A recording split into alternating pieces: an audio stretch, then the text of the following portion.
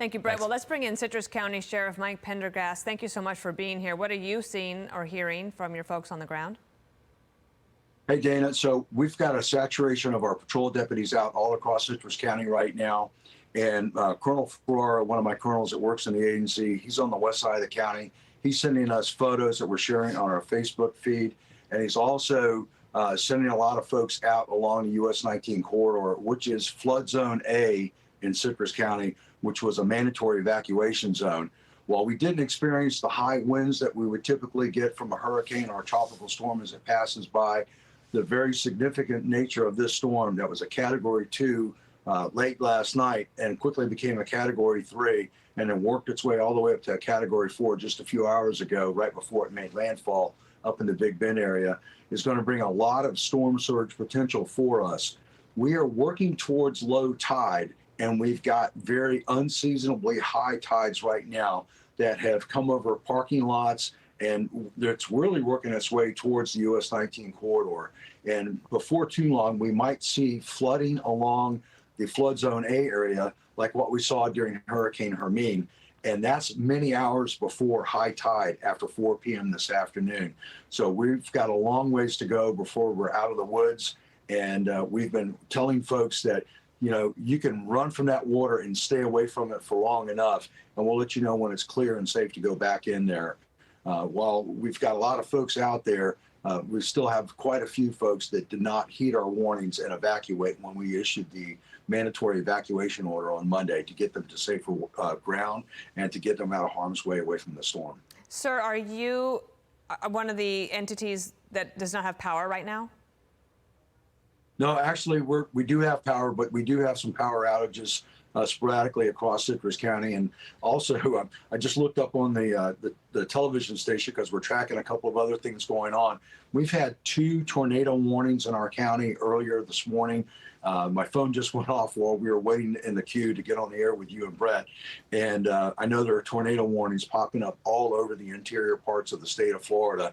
And so we've got a long ways to go before we're out of the woods when it comes to the threat from tornadoes that are being spun off on the dirty side of this storm, which really all of the west coast of the state of Florida is on the dirty side of the storm right now, except for that extreme northern part up there where the hurricane made landfall a couple of hours ago. And is it moving fairly fast?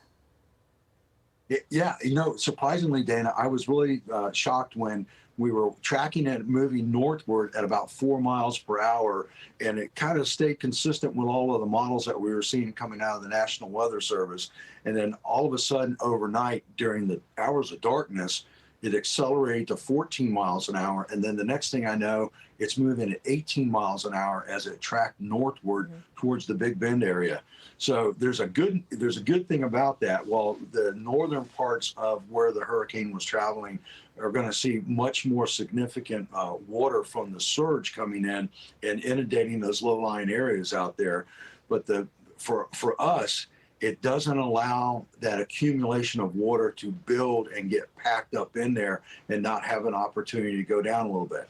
We're still going to see surge type levels that we've never seen before, potentially here in Citrus County, especially over there on the western side of the county, where the city of Crystal River just celebrated its centennial a few short weeks ago, back over the 4th of July weekend.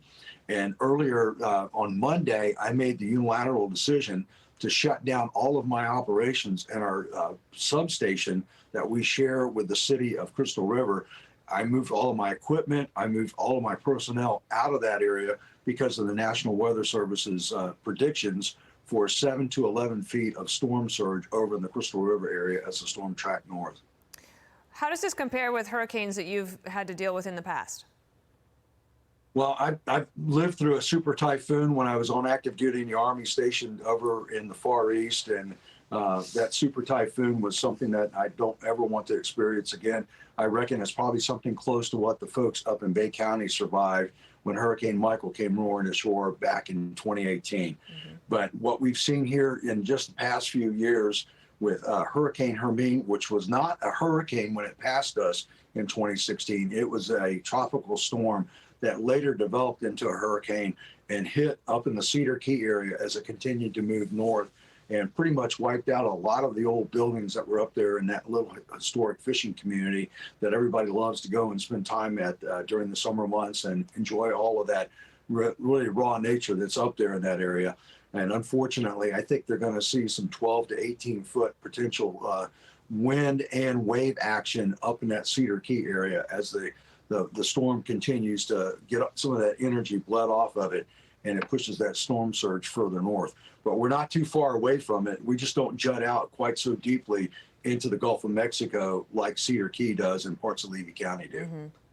Given the name of your county, Citrus County, I'm assuming you have a lot of growers in your area. What were their preparations like? So ironically, the citrus industry took a beating back in the late 1800s. Our county was created in 1887 by an act of the legislature, and we were renowned for our great orange juice and other citrus products. We do still have some growers on the east side of the county. We do have a lot of agricultural land. Not only do we raise agricultural products, but we've got some great dairy farmers, and we've got some great poultry farmers, and we've got a lot of cattle ranchers all over our county here, and they depend mightily on the economic impact of the products that they produce for sending to the markets, not only here in Citrus County and across the state of Florida, but all across the country. And indeed, some of the products end up being shipped all over the world because of the high quality of the things that come out of Citrus County. I imagine a storm like this really gives them a lot of heart failure as they see what could be coming. Well, it does, and especially for the fishing industry. Our fishing fleet has been really in a disable mode for several days now, and we don't know what it's going to do to some of the fishing grounds over on the west side of the county, because the Gulf of Mexico borders us from the tip of our county on the north end all the way down to the south end. And we've got some great scalloping grounds here. We don't know how that's going to be impacted, because scalloping season continues until sometime about a month from now into the latter part of the month of September. So we don't know what the storm's impact will be on that very fun recreational activity that you get to do here in Citrus County, where you've got blue skies and light winds and all of the great things that you can enjoy during a typical summer day here in Florida. Indeed. Sheriff Mike Prendergast, thank you so much. They're lucky to have you down there, and we were grateful to have you on the show. Thank you, Dana. Thank you, Brett. Thanks for all that you all do, and be safe out there. And for our folks that are up north of us, we're praying for you. Thank you, sir. Take care.